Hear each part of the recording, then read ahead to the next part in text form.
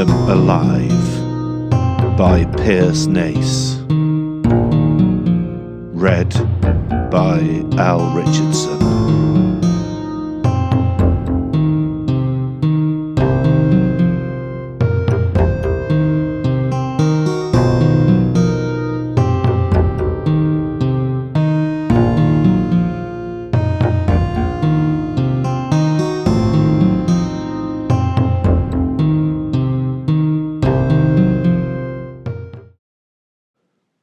Chapter 4.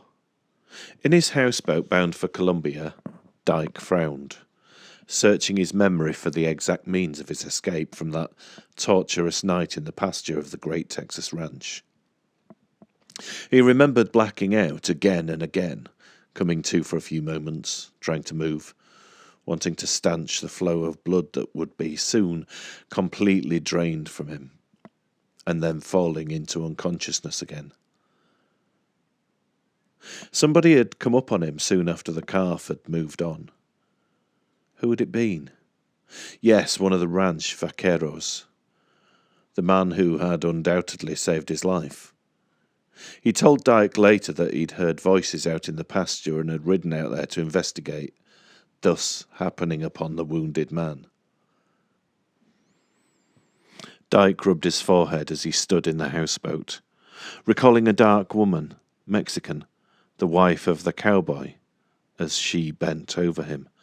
Her face was kind, her hands soft, her voice like music. He remembered the man leaving, then returning with the ranch doctor. When Dyke tried to raise a hand to wave the medical man away, to show the woman that he dared not let himself be known, she whispered, "It's all right, amigo. We not tell nothing. Doctor not tell either. Men have a fight all the time. Nobody tells. Doctor'll patch you up. He'll not tell. We tell him you in a fight. See?" Dyke moved his lips in the syllable "see," though no sound came from him. He knew he was being patched up in 100 places where the stab wounds had cut his flesh deeply. He knew that enough blood was being poured into him to replace anybody's normal amount, and he knew that he drifted in and out of sleep for days, perhaps weeks. He was hazy about the care, the medicines, the food they gave him. He half remembered whispered fears of brain damage usually results from such head torture, and if he talks, if he thinks, then he has a chance. He recalled the day the doctor told him, "Young man, your life is a miracle." Dyke let his eyes roam the faces of the vaquero and his wife. "They are the miracle, Doctor. They saved my life. And you too, the three of you made that miracle." The doctor smiled. "Your own determination to live helped us a great deal." "Will I be all right? I mean, except for..." "Yes, except for that. And what?" "You'll not have 20/20 vision again, I feel certain. Your sight will always blur a little and your head may ache a great deal of the time, for the rest of your life. But these things are minor compared to the death that most men in your condition might have suffered." When the doctor was gone, Dyke tried to find a way to thank the Mexican couple, in whose home he'd come out of darkness and into the light of the living. But they put their hands on his lips, patted his head, and told him to forget it, saying that every man owed part of himself to the care of any other man he found in trouble. Dyke said, "Nobody else believes that. Anyway, nobody I ever knew. You're the best people anywhere." The vaquero smiled. "Are you in trouble, senor?" Dyke nodded. "I knew so. I'll fly cattle to Mexico for the boss next week. I'll stow you away and you fly along. You hide and you go live in Mexican sunshine. Get well, find a job. Be happy. You know I can't be happy. I'd have to be a man to be happy. And I'll never be a man again. It is so, senor, but you live. Yes, thanks to you, I live. And I'll take up your offer to ship me south. I'll make a new life somewhere down there. The woman smiled. It's good, senor. All who want a good life, even happiness, they can have.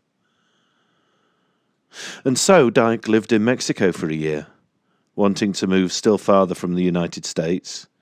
He then made his slow way through Central America, sometimes working, sometimes begging, but more often stealing to live.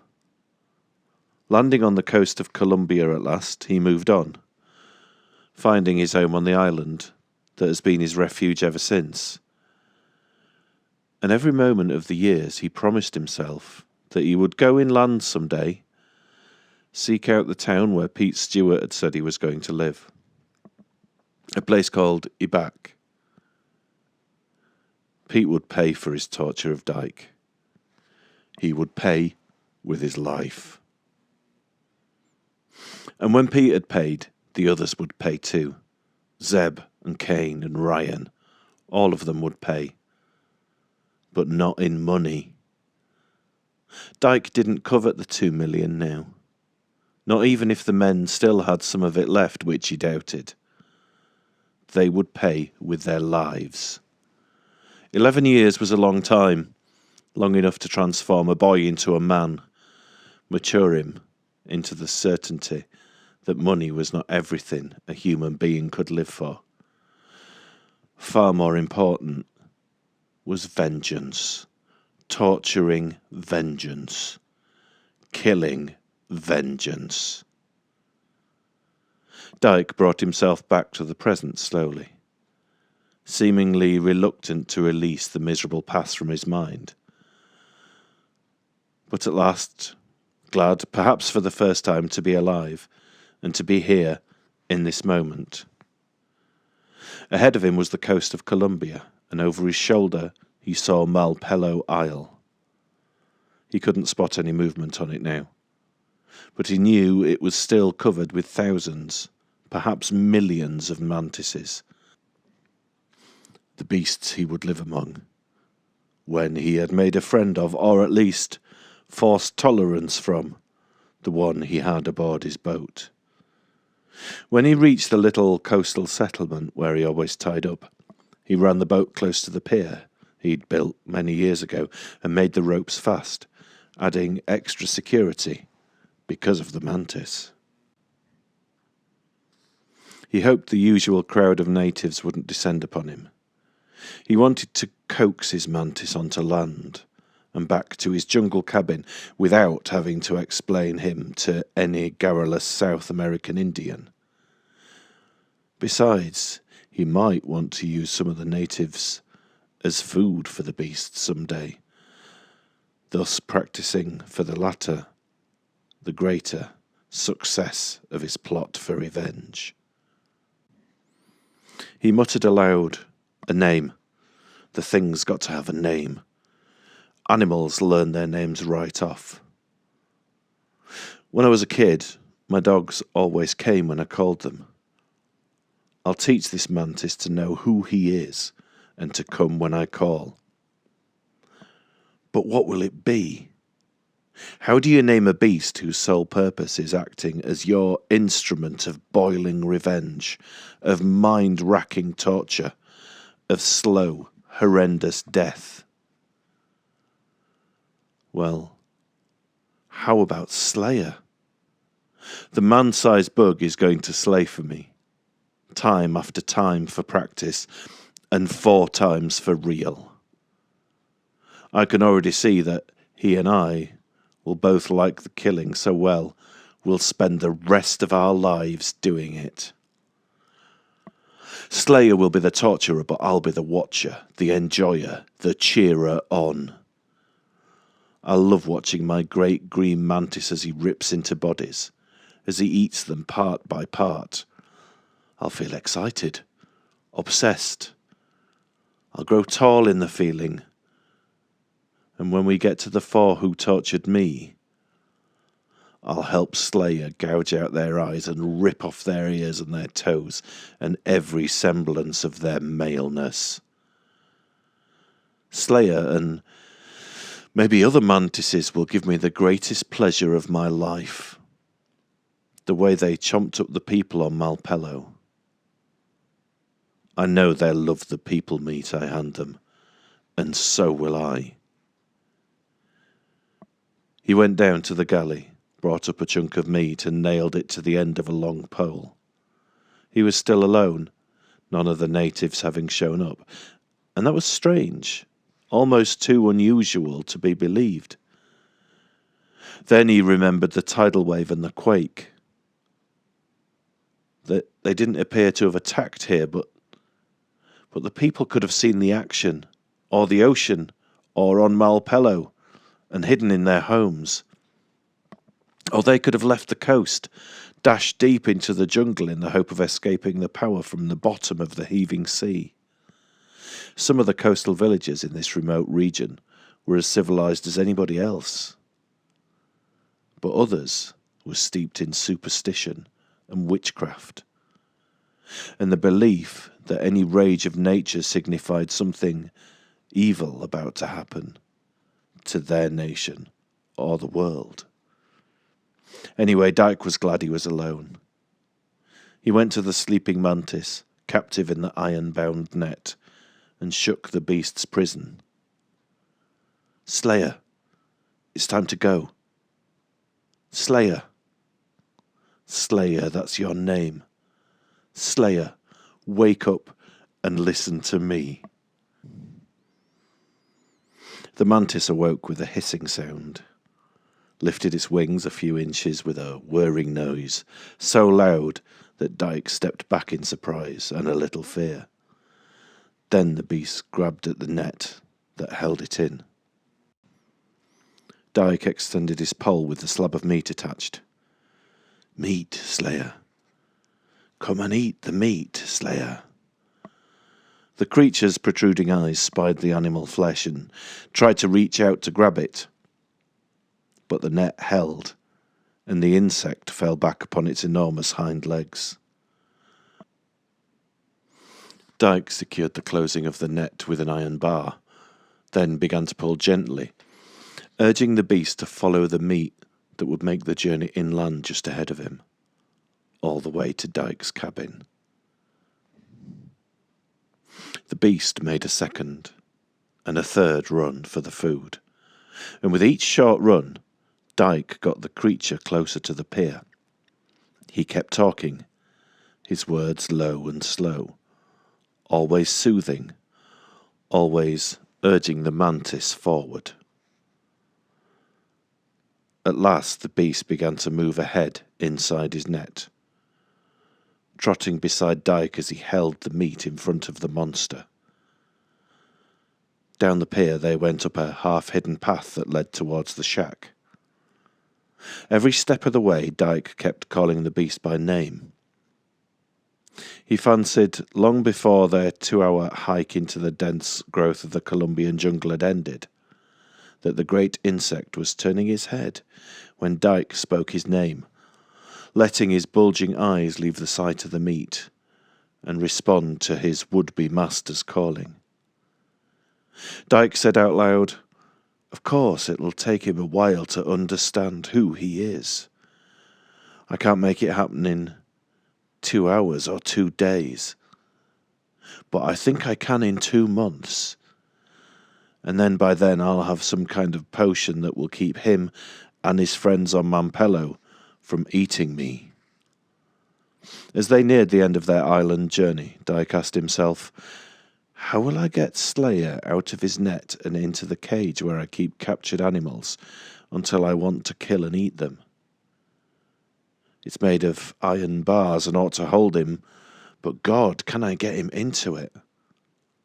Well, I'll put the meat in the cage and hope he'll go after it. Then I can slam the door and I'll have him."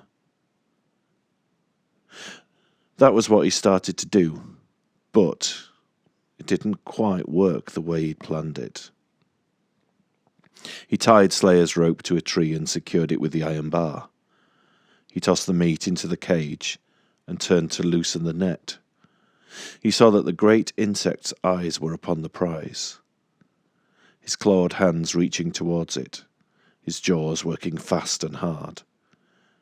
He'd not eaten since before his nap on the boat, so he would be ravenous. Would it be safe to open the net and let him out? Would he go for the meat and let Dyke lock the cage after him? Would he leave Dyke completely alone, or offer to take a bite out of him? Dyke knew no other way to get it done.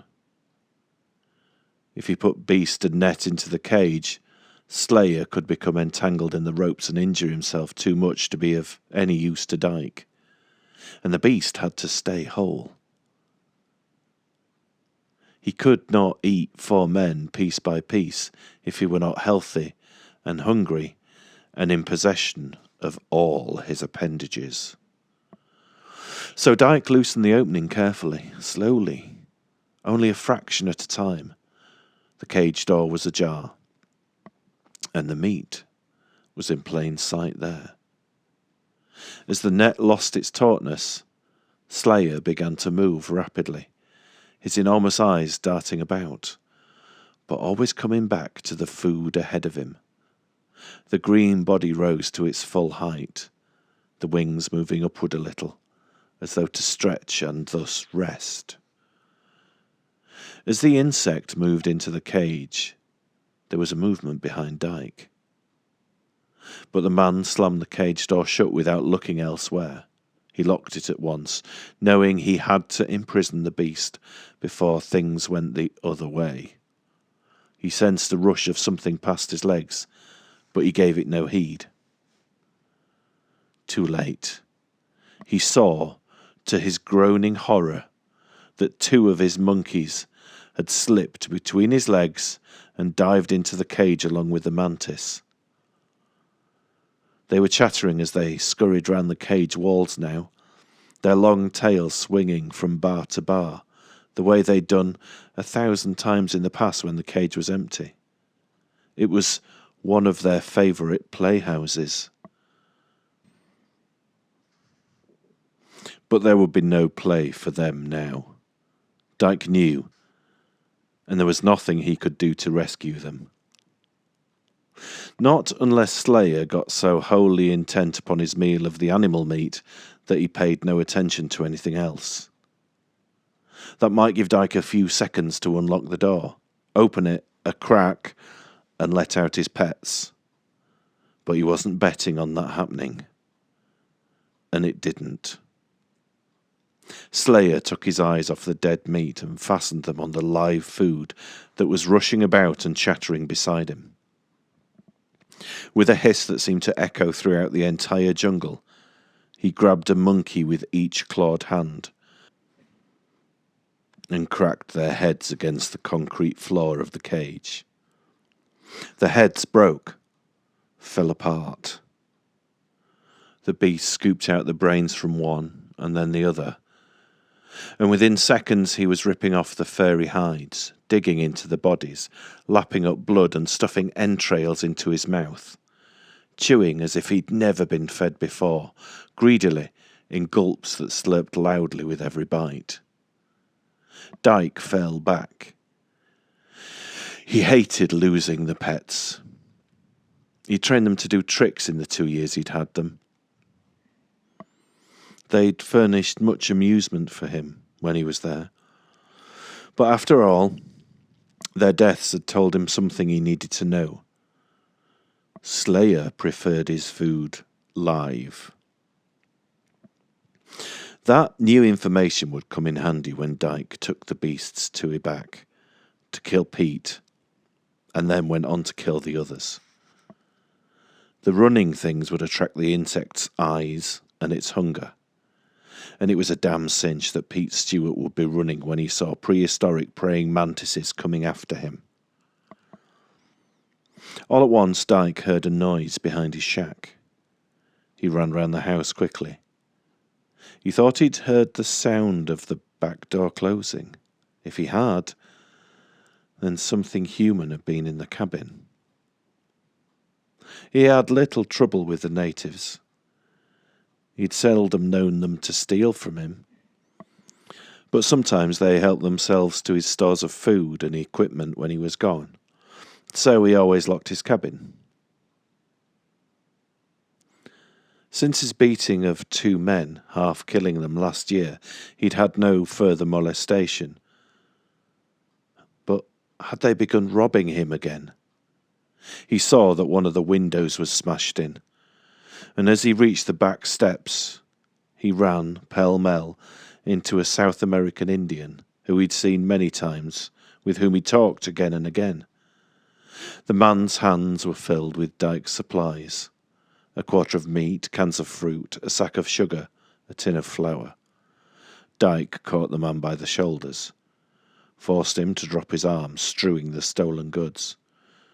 He shouted in Spanish, "You damned thief! Don't you know nobody steals from me?"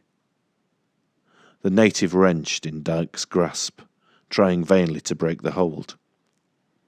But Dyke went on, "If anybody steals anything round here, I'll do it. But nobody's going to rob me, you hear?" The man broke loose for a breath, fell to his knees, begging wildly, plainly terrified of what Dyke would do to him. "Don't beat me! Don't break my bones!" When Dyke seized him again and showed no sign of relenting his fury, the man extended his right hand, placing it upon a tree stump, palm downward. But Dyke snapped, "I'm not going to cut off your hand the way you native tribesmen would do it if you stole from them. Oh no, amigo. I'm going to take more than your hand off your body. I'm going to take the whole damn thing. Do you hear me?" The man twisted and wailed, "No, no, don't kill." "I am going to feed you to Slayer, and he's going to eat you for practice. Eat all the hair and flesh and bones of you. There'll be nothing left of you when he's through. Not a living bite, you understand?" Still holding the native by the shoulders in his powerful hands, Dyke marched him around the shack and towards the caged monster. The prisoner glimpsed the great mantis and began to scream, writhing in terror as he seemed to comprehend the fact that Dyke had meant what he said. Slowly, with as little noise as possible, Dyke turned the key in the padlock that secured Slayer in his cage. Using only one hand, still holding the robber with the other muscled arm, glad that his years in the jungle and on Malpelo had toughened him beyond the strength of most men. Slayer was hissing in his delight as he chewed down on the animal feast, his whole attention apparently bent on eating. Surely Dyke could open the cage door and thrust the thief inside beside the mantis. He parted the door just enough to allow a man to be shoved inside. But he hadn't reckoned with Slayer's instant alertness, his constant readiness to intercept any attack upon him, or any preferred invitation to freedom. As Dyke stood with the thief in his grasp, Slayer left his animal meal, whirled about, and leapt against the door of the cage, opening it wide, banging it back against the bars behind it. Dyke shouted to himself and to the world, "God, he's out! He'll kill this scum and me too. Nobody will have a chance against him. He'll kill everything in this whole jungle. Animals and men and women and kids. Nobody will be safe from him." But he didn't loosen his hold on the native in his grasp, and he thrust the man ahead of him, directly into Slayer's path. The insect's eyes widened, bulging even more than usual. Dyke could read the pleasure, the greediness, the joy in the beast's face. in his body that sprang forward to clasp the human meat in his clawed hands, to begin tearing the man apart, while he yet lived. Dyke, freed at last, ran up the closest tree. He remembered that the giant mantises of Malpelo could fly, but if he could make it up into the dense growth of leaves and branches, the thing couldn't see him, and perhaps it would forget him. Maybe mantises didn't possess memory enough to sort out friends from enemies.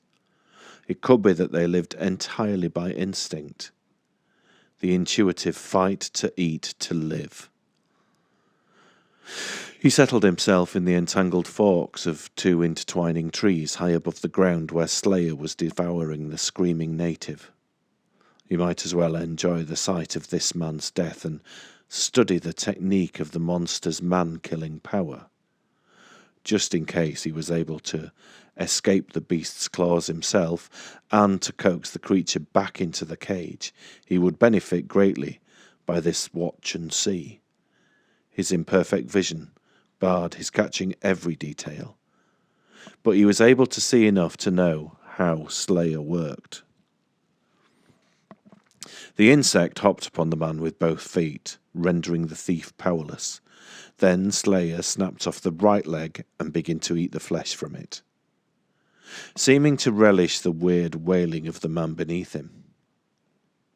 When he'd finished the first leg, he tore off the other one and chewed it to bits, cracking the bones and sucking the marrow from them, hissing loudly, also sucking the blood that ran from the mutilated body. Next, the beast pulled the arms from the man as Dyke had done to grasshoppers 1,000 times when he was a boy. The arms came out of their sockets like paper in the mantis's pull. While the man screamed on, the enormous insect ate his hands, his wrists, his elbows, the whole of his arms. Then Slayer clawed at the abdominal cavity, tearing it apart, wrenching the intestines and stomach from their hold on the man, chewing down the coils of intestines as if they were the greatest delicacy he'd ever tasted, then clawing open the stomach and tearing the contents from it, chewing them in gulps. He tore out the liver and nibbled it, sat up as if in surprise at the sweetness, or was it the tasty bitterness of that special organ? He held it a few seconds in his claws, eating it with his eyes. Then he put it into his mouth whole and chewed upon it happily. Next he ripped the man's chest open and tore out the heart, devouring it in a single gasping bite. He scraped his claws down the inside of the body over and over, taking out every edible part. And between bites, he sucked at the blood that flowed from the man and dyed the ground about them. Blood was upon the man's face and upon Slayer's green shell, and upon the grass and trees nearby. With the resting of his heart, the man died. Now he lay, unmoving, under the beast. Slayer clawed off the ears, the nose, the lips of the man, then snapped off the head at the base of the neck. He held it in his claws before he slammed it against a boulder as he'd smashed the heads of the monkeys in the cage. It fell apart, and the beast hissed his gratification as he reached into the skull and filled his claws with the man's brain. On and on he feasted, clawing the skull until it was completely empty. Blood now covered the killer and his prey, running red upon the ground. Slayer sucked as much of it as he could catch in his mouth, appearing to delight in it, to wish for more and more. Almost nothing remained of the robber now. Only a few bones, sucked clean of their marrow as well as their flesh, lay scattered upon the ground, and in the grass that was still red with blood. Dyke whispered, "God, I'm as hot as fire." Why is it that I'm reacting so powerfully to that damn thief's being eaten by Slayer? Oh, I know why. It's because it's one of my own kind being devoured, a man, not an animal. I'm akin to Slayer and the other mantises. I like people eating the best of all. God, I'm excited. I'm 10 feet high. I'm the boss of the world. Then terror struck into him as he remembered where he was and where Slayer was. He thought, what will the beast do now? Will he come looking for me? Or will he turn and escape into the forest, become a wild killer instead of my personal avenger? Damn me, why didn't I work out something before I tried to shove that Indian into the cage? Why didn't I realise that Slayer was as smart as I was and be ready for his getting loose?